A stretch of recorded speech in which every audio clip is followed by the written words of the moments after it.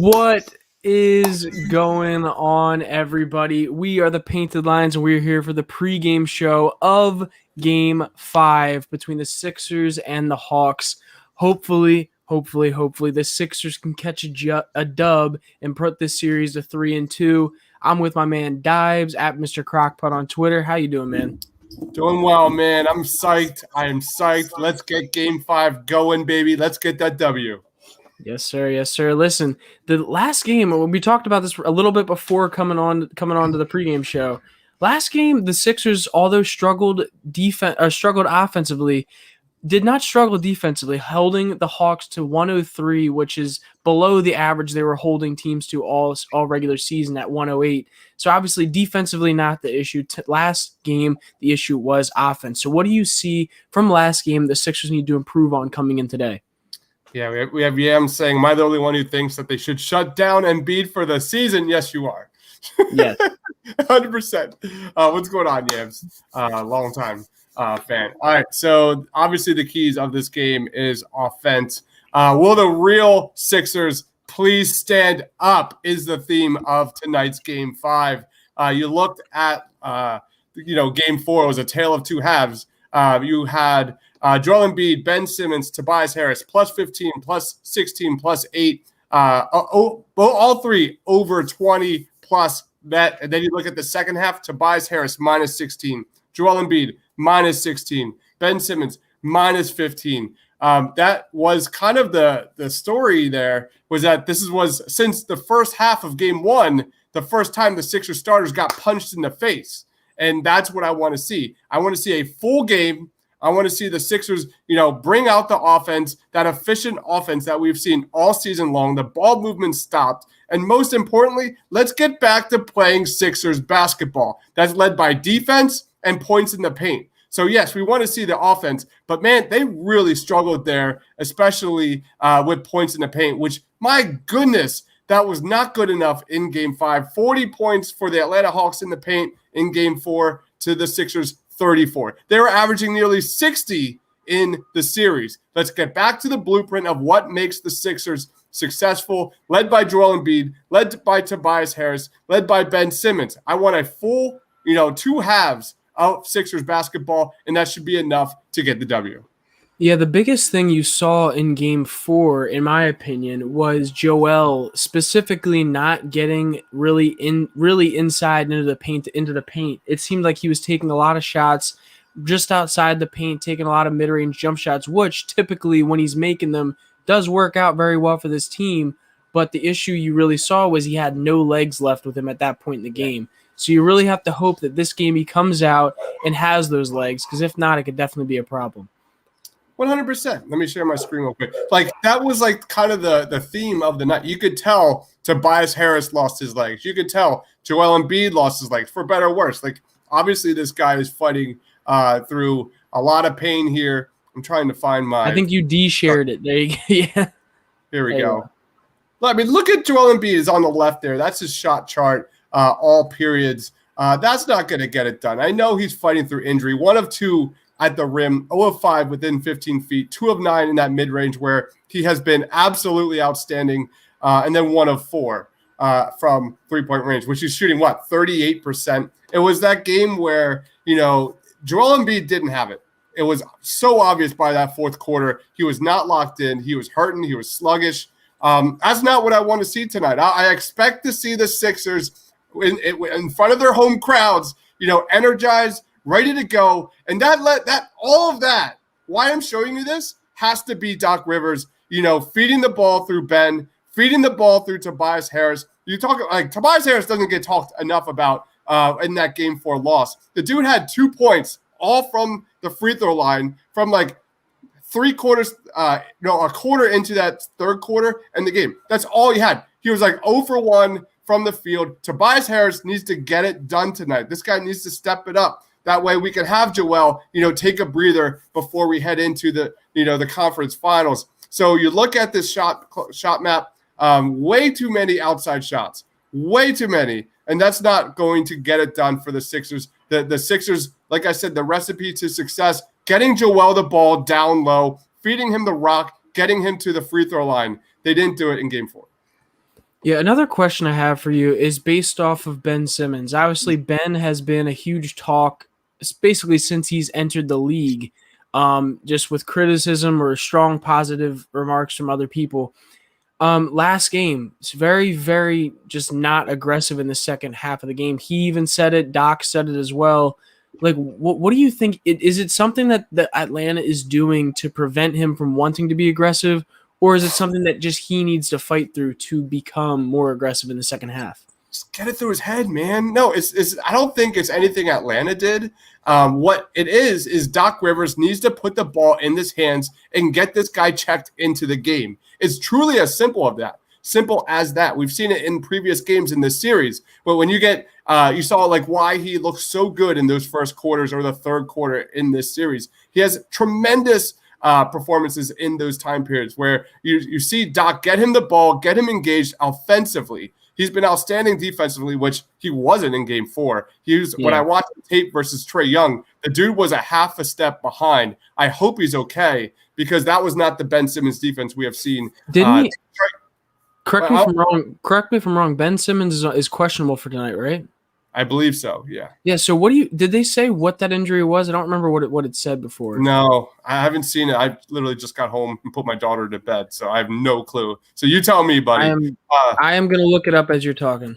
But yeah, you talk about, where's this comment? In terms of slowing down Trae Young, even though Trae Young shot really poorly in game 4, he did a great job setting up his teammates and getting into that interior, which is, the key to, Trae Young's success. They did a much better job the previous couple games, getting to the outside, feeding him to the baseline. And it didn't happen in game 4. And that's the matchup that I'm worried is when they rotate and switch and get Trae Young against Tobias Harris, it is not a pretty thing. And what I saw on the tape was Ben Simmons kind of being a little sluggish as well. Blame goes all around from top to bottom. Doc, Ben, Tobias, Joel. Joel's, has been unbelievable this year. But the Sixers have to, be ready for this game. And we've seen it, kind of off and on at times where the Sixers just look checked out. They look checked out, and that's what I need to see from the Sixers. They have to come out strong, set the tone like Ben did in game 3 in that third quarter, like Tobias did in that previous game in that first quarter. Like bang, bang, bang, all led by the big 3. Yeah, I love how Yam's comment right here. It says, haha, you trust the 76ers medical staff. Seriously. Well said. No, Yam's 100% correct. Yeah. My thing, I'm assuming they're still talking about Joel Embiid in the comments. And is this a legitimate question to think of? Like, thinking long term with Joel Embiid, is there a thought process where you say, okay, is it smart to have him playing on this injury through the playoffs this year? Based on like knee problems he's had in the past, based on how knee problems affect people in general. Do you have an opinion on that? Daryl Morey did not come to Philadelphia to have Joel Embiid sit out a playoff stretch where they're one of the top teams in the NBA. Doc Rivers did not come to Philadelphia to coach Joel Embiid-less Philadelphia 76ers team. Well, I understand what you're saying, bro. It ain't happening. I am not saying that I'm not saying I agree with that. I'm just curious of your opinion based on the comments. I'm not saying I agree with the comments. I fully agree with Yams. Yeah, that medical staff scares the shit out of me. And yes, there's definitely something to that because what they say is usually the exact opposite of what they're going down. And given their history, that they're putting this on Joel Embiid and saying, if you can go. Like they're clearly, giving him the benefit of the doubt, which in history doesn't bode well for Joel Embiid's health. In history, it really doesn't bode well for anyone's health. You look at what happened to Kevin Durant last time that happened in the playoffs for him, and honestly, like you look at how, like let's think about this for a second. Look at the Nets right now. Look at James Harden going out on his hamstring. Kyrie just hurt his ankle. You'll probably see him come back soon if they don't win this next game coming up for them. So it's tough, but it seems like just about every team is dealing with these injuries. No, dude, and I think that like Yams has a really good question, but what if he never plays again? I think there is a reason Doc came to Philadelphia. I think there's a reason Daryl Morey came to Philadelphia. It is that window. And when we talk about a championship window, when you expect Joel Embiid to be fully healthy, and this is the championship window we're talking about, a 3 to 4 year window at most. So I understand that everyone's a little cautious, but you look at, Chris Paul is now out indefinitely. You look at who someone else just got out. I can't remember who. They're out indefinitely. Kawhi Leonard. Yeah. So there's guys dropping like flies, and I'm not saying that this is the year. Yeah, I am saying it. I'm going to say this is the year that the Sixers need to push through, man, because you look at all these teams in the Eastern Conference, in that Western Conference. It's a crap show right now. No one knows what to expect from game to game alone, let alone series to series. So I fully agree that we should be, a little bit hesitant, but the Sixers are the best team if healthy. So, and I like this comment that I wish we would have won last game to give Embiid fewer minutes. I fully agree, Quentin. That's the part that hurts the most, is that you look at Embiid. If they were able to pull that out, we would have been sitting pretty nice, waiting for that Bucks Nets series to finish and giving Embiid the break he needs. So I just saw the Sixers starting 5 for tonight. It's going to be the same as last game, where it is Ben Simmons, Seth Curry, Furkan Korkmaz, Tobias Harris, and Joel Embiid at the 5. So all your questionable guys are still in. Joel Embiid's still playing, so that's obviously a very good sign. I also just got a text from our man Mark is it in Philly or Mark of Philly? Mark from Philly? I don't know what his Twitter handle is exactly, but Mark, the guy whose girlfriend is 27-0 with in Sixers games or Philly games in general, they're at the game right now, and he just texted me and said Joel Embiid just hit 18 threes in a row in practice. So you love to hear that. He said with ease. So Joel Embiid just needs to hit 1 of 12 shots in Game 4, and we win that game. That's how frustrating Game 4 was, man. I was depressed. I even called Trae Young. And that's the thing too, is like you can't even at least it's not and obviously you don't like to see this, but at least it wasn't like Game 1 where it was like, okay, Atlanta just kicked our ass offensively and we're supposed to be the best defensive team in the league. At least it was to me, last game was kind of like an outlier, just like Game 1 was. It really was. Because you haven't seen the Sixers play that bad offensively in a long time. When's the last time Joel put up a stinker like that? Yeah, no, it's genuinely. Happened. It has definitely happened, but it doesn't happen frequently whatsoever. No, it hasn't happened lately, especially from Ben, who has been on a terrific stretch of basketball. So, but we have seen that on and off switch with Ben Simmons repeatedly through his career. I think Joel Embiid, that was his 23rd game this year with 4 field goals or less. So it does happen, but it just hasn't happened lately. So to me, with Ben Simmons, it's not necessarily an on and off switch when it comes to the effort in the game. It's the activity on the actual scoring.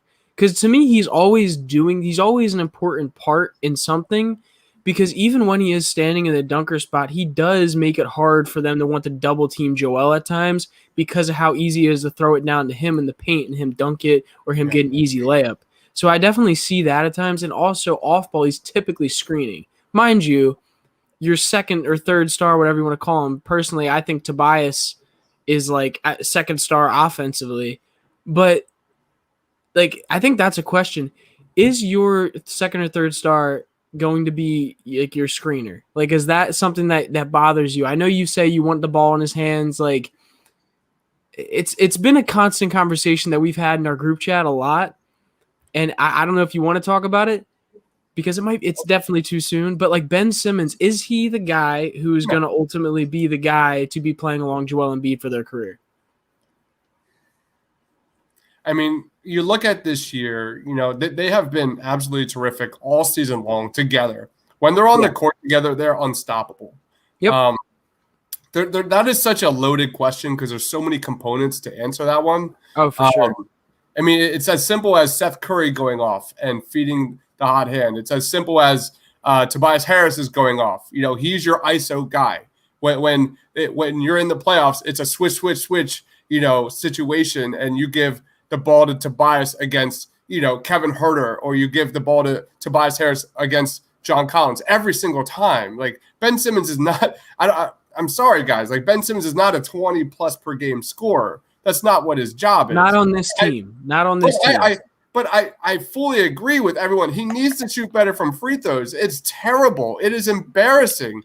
But a big part of Ben Simmons also is Doc Rivers. And that's the honest truth, is that Doc does not put the ball in his hands, and he doesn't involve him as much. We've kind of seen this trend throughout the entire season. Ben's usage went down this year. Tobias Harris's went up. Tobias Harris was one of the best ISO scorers in the game this season. He was like literally top 3. So I fully get to put this into perspective. When he says top ISO scorers in the league, he was up there next to Kevin Durant. Yeah, it was unbelievable. And that was like one of the biggest things the Sixers had going for themselves. Not just defensively and all that kind of stuff, and health actually, but Tobias Harris, feed him the ball and take advantage of those mismatches. He's kind of struggled a little bit. You look at last game, dude, he was 5 of 12 in pull-ups and less than 10 feet. That's not Tobias Harris. Tobias Harris has been one of the most efficient players within 15 feet around the basket, utilizing those mismatches and, scoring on these guys. So, clearly, like Quentin said, Tobias is the number 2 on this team. I understand that people want Ben to score 20 points. It's not going to happen. Ben is the facilitator. But Ben is the facilitator. But when Ben Simmons has 1 point or 1 point, no, he had 3 points, an assist, and a rebound in an entire half. When Joel Embiid is struggling like that, that's not only on Ben, but that's on Doc Rivers. 3 of 18 from our big 3 in the second half in Game 5. That's not good enough. They're not going to win any basketball game. They wouldn't beat the Charlotte Hornets with that performance. They were gassed. I think something I saw that was clear to me from last game was that when Joel was having a hard time, just an iso ball, just missing a lot of shots, Tobias did take a few shots right after that. They tried to see, they honestly were trying to see who the hot hand was. And then as soon as Joel got a bit of a break and then went to Toby was short on a lot of his shots as well, even when he was getting open looks. And they tried to go right back to Joel because they weren't doubling Joel. They were just playing him one-on-one. And so when Joel is your best one-on-one ISO player option, that's who you're going to go to. And it seems like last game they just live and died by Joel Embiid. And typically in the grand scheme of things, when they have lived and died by Joel Embiid's isolation ball, it has worked out in the Sixers' favor.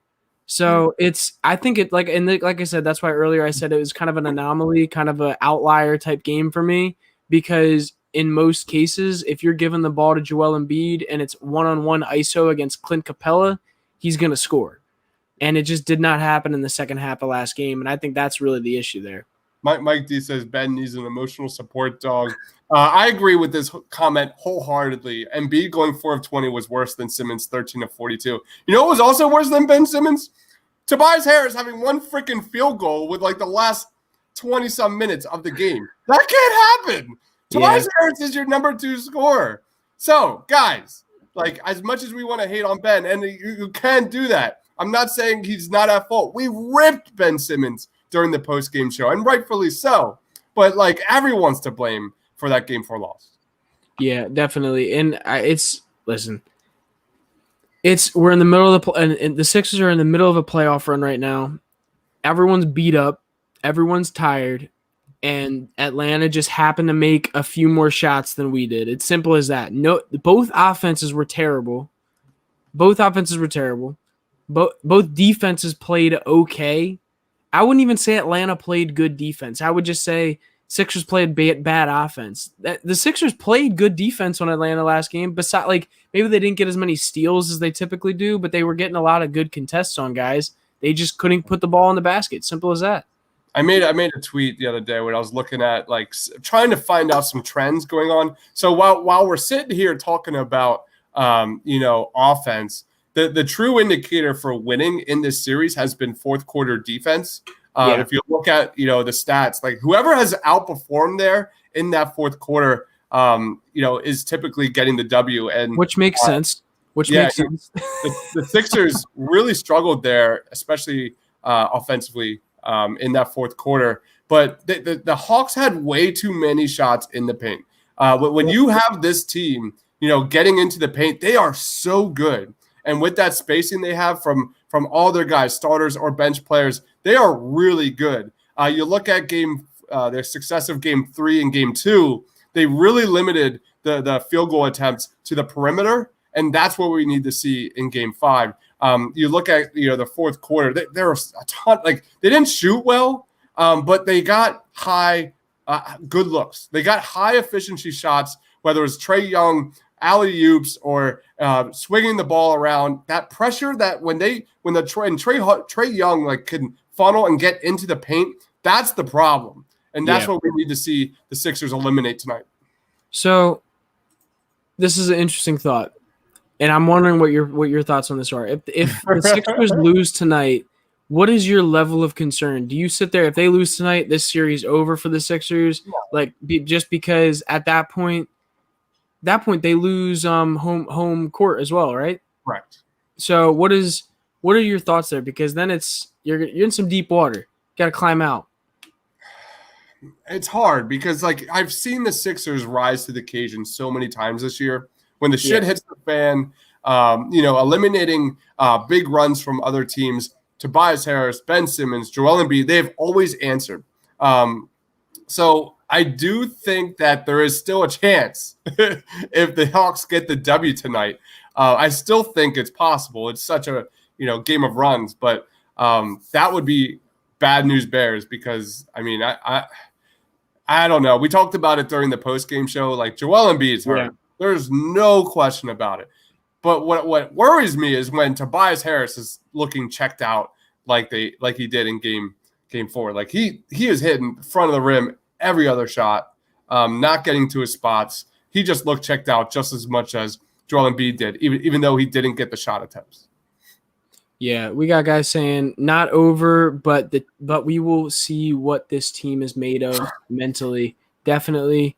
Mike D says, if we can't put the Hawks away, we are dead meat in the next round. Energy level, Mike. It's energy. Like you will know from the jump, if John Collins is getting offensive board, put back, offensive board, that's what worries me, is when the Sixers aren't attacking in the paint and they're getting beat on loose balls and the Hawks are getting second chance points because of hustle, and that's truly what it is. That will be like the major, that's what you need to be watching in the first quarter. See, to me, it's not even necessarily the first quarter. It's like you said earlier, it's the fourth quarter that has really changed these games. And you saw in the first half of last game, the Sixers were on them. They had damn near a 20-point lead going on, and they just couldn't sustain it in the second half because Joel just not hitting shots at times and Toby. But my biggest thing is depending on the type of energy levels and if they're tired or anything like that in the fourth tonight, that's going to be the big difference. Yeah. Because to me, no matter what the score is going into the fourth, unless it's literally 30-point deficit, the Sixers defense is capable of climbing back into games, and you've seen that all season. So I definitely think that it'll be interesting to see what happens. But I think by the beginning of the fourth quarter is really going to be, you're really going to be able to tell what this game's going to look like. Mohammed is asking, is Furk starting? Yes, Furk is starting at the 3 tonight again. The starting lineup is going to be Ben Simmons, Seth Curry, Furkan Korkmaz, Tobias Harris, and Joel Embiid. So definitely should be it. Honestly, we talked about this earlier, and I've actually seen some people saying they should start Matisse again. I had to completely disagree. They want to get a guy in there who can make shots, has a quick release, just like Danny Green does, and Furk has been doing that all series, it seems like. So I'm completely understanding of why Furk is getting the starting minutes even after not playing, after the loss last game. Matisse did a great job defensively in game 4. Definitely. He held Trae Young to 0 of 5 from the field. He was all over Trae Young. It was actually the opposite. It was Ben Simmons who was struggling to fight screens and just always a step behind, and Trae Young, turning the corner and attacking the paint, penetrating. It was actually Matisse Thybulle who looked great in his role. Furkan Korkmaz as a starter has always been a question mark. But I like the role of Matisse coming off the bench and staggering those minutes with Ben against Trae Young. That is a completely different question when you're going up a team like the Brooklyn Nets next series. That is a completely different question. Matchups dictate all of this. But guys, I just wanted to quickly touch on what you said there about the fourth quarter heading into game 4. The Atlanta Hawks had a defensive rating of 131.6 in the fourth quarter for a good month or two. That's been their Achilles heel. They have struggled to put together good fourth quarters. It didn't happen. Well, they didn't even play that well in the fourth quarter. But what Trae Young did in the fourth quarter really bit them in the ass, because he had 8 points, 3 assists, no turnovers. That can't happen in the fourth quarter. And I hope Ben and Matisse are ready to lock him up, because they got to force him. They got to ice him, get him to the baseline. No more just easy attacking into the lane. That cannot happen, because there's a trickle effect for John Collins, Clint Capella in that pick and roll when they roll. That is their offense. If you could eliminate that, you eliminate the Hawks. So we'll see. Yeah, and you can see in every highlight video in every game you're watching, the biggest problem is when the drop coverage comes into play and Trae Young just picks and chooses whether or not he wants to hit his little 10, 15-foot floater, or whether or not he wants to dump it off or lob it up to Clint Capella. So it's just that is one of the hardest things you've seen when it comes to Sixers guarding. And for some reason, last game it actually seemed to be hard. They seem to be getting that a lot more often last game. I'm not sure why, or I don't know if you saw specifically what the difference was there. I saw Ben a half step slower. He really struggled recovering, fighting through the pick and roll. I just didn't see the effort. I didn't see the effort when it comes to fighting through screens, getting through that pick and roll and putting pressure on Trae Young, recovering, continuing to put pressure on. He just looked out of it. And I actually tweeted that, or I think I said it on our message board. I hope his back is okay, because that's my concern. If his back is tight or anything, we have seen historically, Ben Simmons' effort kind of dips. And that is my concern, because we need him 100%. Yeah, because that's what happened at the beginning of the season. I don't know if you remember, he definitely seemed like a step slow early in the season when it came out that he was having back issues. And then as the season went on, I guess it loosened up and he was able to get back to full form, and he ended up being all right. But it's possible. I definitely hope not. Rob Smith, let's see what he says. He says, we have to beat the Hawks, but I hate to say it, but no one is beating the Nets if Durant plays like he did last night, and Kyrie and Harden are both healthy. It's just too much scoring. Okay. I can completely understand, Rob, completely get that. And that is the one team that I think everyone understands, that if all those guys are on the court, it's going to be tough for anyone to beat them, let alone the Sixers, who have probably the best defense left in the league right now, besides maybe the Jazz. So it's definitely a tough go. I do think with Danny Green, I think the Sixers have the best shot when it comes to matching up against a team like that, whether it be with having Ben Simmons, Matisse, Danny Green, George Hill, even Seth Curry chasing around Joe Harris at times. I think you have decent guys to match up. It's just you got to get there first. First, you got to win 2 more games. So we'll see what happens. But that's the fear.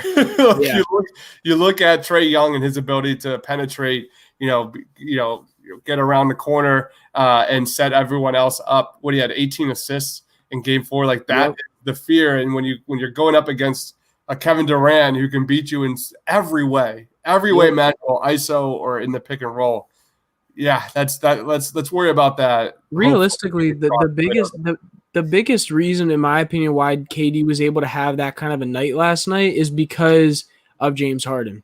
Believe it or not, because although James didn't score, he was a guy who they were able to decoy a lot, and James ended up having 8 assists on the night, even though he didn't score much at all and missed a lot of shots. But just having James Harden on the court next to you is going to keep a lot more double teams away from you, because you notice in the game that James Harden or Kyrie ended up going out with his ankle injury, and in that game, for the rest of the game, you saw he had like double and triple teams going at him. He couldn't even get keep the ball up to get good looks, and no one was making shots. So the biggest difference there was KD wasn't getting doubled as often, and if he got doubled, Jeff Green was hitting a ton of shots, which is not like super, super normal. I mean, he can hit shots, but not at the rate that he was last night typically. So what's this? PJ Tucker has been mostly defending KD. I have the stats on my Twitter as well, but here's Ben Simmons historically versus Kevin Durant. Not that many possessions, only 4 games, but 14 points, 6 of 16, 1 of 5 from 3, and 3 turnovers. So it's not like KD has cooked Ben Simmons by any means. And I don't even know if I would put Ben Simmons on KD. I agree. But anyway, if Harden's healthy, if Harden is 100% healthy, I'm putting Ben Simmons on James Harden. Agree with that. And no question. I would much rather let KD like take shots and let Tobias Harris go on KD than have that I would I think you have the best chance of stopping that team is slowing down their playmakers, and because you saw just how much worse this team was against the Nets team was against the Bucks when they were down their playmakers, or at least their star playmakers. Dave says, believe the Nets and the Bucks are huge Hawks fans right now. Definitely. So here's how Kevin Durant has been defended. This does not include last night, which the numbers are outrageous. PJ Tucker, you can see pretty much solely defending Kevin Durant. Then you got Middleton, Drew, and Giannis. Giannis has barely touched him. I don't understand that. That makes no sense to me. And I think it's complete BS that, like, I'm not going to lie. I think it's complete, like, BS that Giannis got on all defensive team 1. Yeah. In comparison to a lot of other guys on that list, because in my opinion, Giannis is a glorified weak side defender who runs up and blocks people, and sure he'll get a passing lane steal every once in a while, but you don't see a lot of clips of this guy really locking somebody up. You really don't, like, because that's what I find impressive about Kawhi Leonard. That's what I find impressive about Drew Holiday, Ben Simmons, Matisse Thybulle, guys who are legitimately staying in front of a guy, blocking a shot on ball or stealing it right from him. Like, that's what I find impressive. And I just, don't get me wrong, defense is defense. If Giannis is blocking shots, that's defense still. But you got to go guard your man. Like guard the scorer, dude. Like, come on. But yeah. Thank you, man, because this is a good segue. We gotta go. We got to go. Game's about to start. So, guys, we appreciate you joining us for the pregame if you already have. If you have not already, though, drop a like on the video. Subscribe to the channel for constant basketball coverage. We got college. We got all draft stuff, all kinds of stuff. Dibes, you want to talk about that a little bit?